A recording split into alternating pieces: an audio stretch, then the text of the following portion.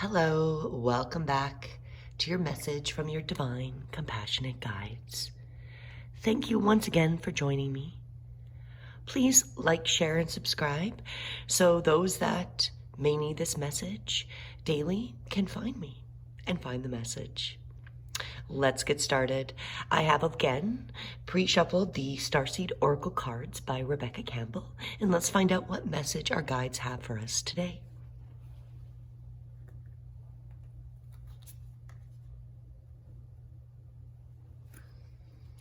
Karmic relationships, Orion energy, polarity, soul growth, and conflict.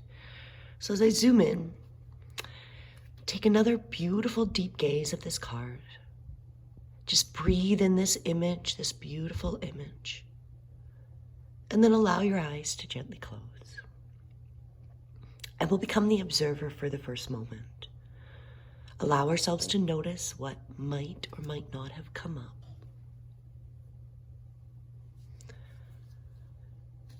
And without attaching, we just allow whatever we observe, notice, come in. And with the next exhale, we'll encourage all of those to gently float away. Anything important we can pick up after we're done. And as we've cleared our mind and become centered, let's learn about our card and our message. Karmic relationships, Orion energy, polarity, soul growth, conflict. The constellation of Orion is thought by many to have been a place of great polarity and eventual unity. Some believe that many starseeds who were part of this cosmic history are incarnated here on Earth now and are playing out karmic relationships from Orion times. Perhaps you're one of them. Polarity causes conflict and highlights separation. However, because of this, conflict can also result in unity and growth. Too many misunderstandings are caused when we don't open our heart and mind and see things from a different point of view.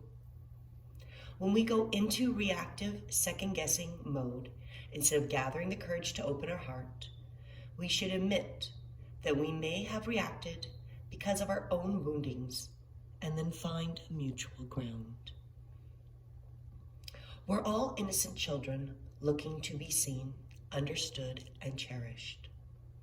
It is much harder to grow closer through conflict than it is to grow further apart. And yet, that's the invitation of conflict. It's easy to react and take things personally. It's more challenging to see the innocence of all involved and find a way to grow closer through the conflict. It's through relationships that we grow the most. How can you soften your heart and drop your defenses enough to see things from a different point of view? How can you see the innocence of all involved? And how can you learn to see the similarities rather than the differences? And our Starseed Soul Inquiry for today.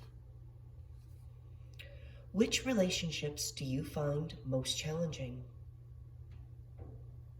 How can you see things from a different perspective? And how are you being called to allow growth through the conflict? I'll repeat them again. Which relationships do you find the most challenging? How can you see things from a different perspective? And how are you being called to allow growth through conflict? As always, I'll have these inquiries in the description box below. Which relationships do you find the most challenging? How can you see things from a different perspective? And how are you being called to allow growth through the conflict? As always, you can stay here, maybe contemplating the questions and noticing what may come up. When you're ready, allow yourself to come back to your body.